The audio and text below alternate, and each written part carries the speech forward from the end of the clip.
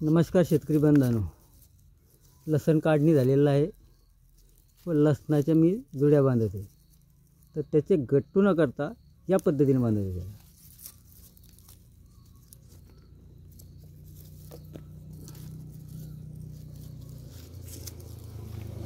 यामुळे काय होतं की लसणाला मोकळी हवा लागते व तो मरत नाही.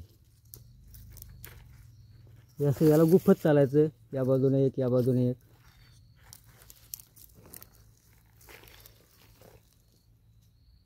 या पद्धती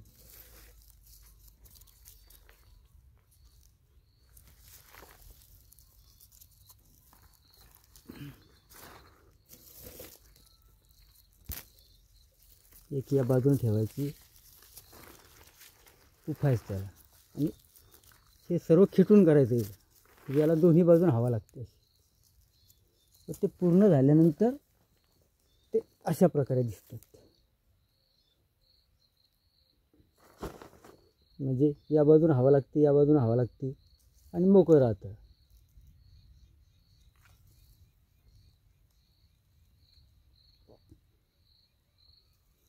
आणि आपण जर का ते त्याचं असं असे जर का बांधले, हे जर का अशाच बांधल्या तर त्याची दाटी जास्त होती. पहा, असेच जर का घेतले त्याची दाटी होती.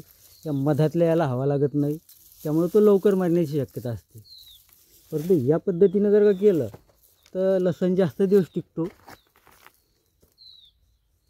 हे याला अशा प्रकारे करायचे आणि याला ही अशी आडी द्यायची. ही खरड्या बाजूने एक, त्यानंतर ही खरड्या बाजूने घ्यायची.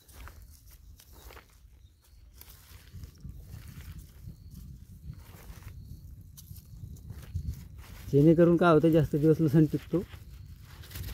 आणि याला असं खाली दाबत घ्यायचं तर ते असं वेणी घातल्यासारखं दिसतं सर्व.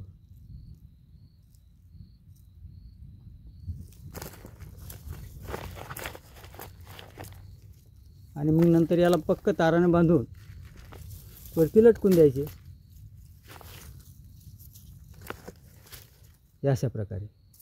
आणि नंतर याला थोडंसं एक गाठा लावला की याला दाबून घ्यायचं खाली, म्हणजे जेणेकरून यात जास्त बसतात.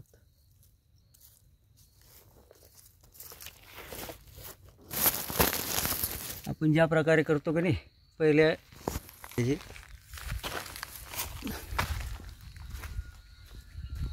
या प्रकारे जर का जुड्या बांधल्या तर त्याची मरण्याची शक्यता जास्त असते. व ह्या प्रकारे जर का केलं त्याला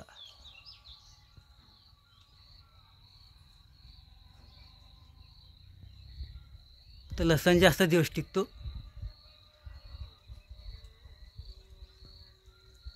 ठीक आहे, धन्यवाद मित्रांनो.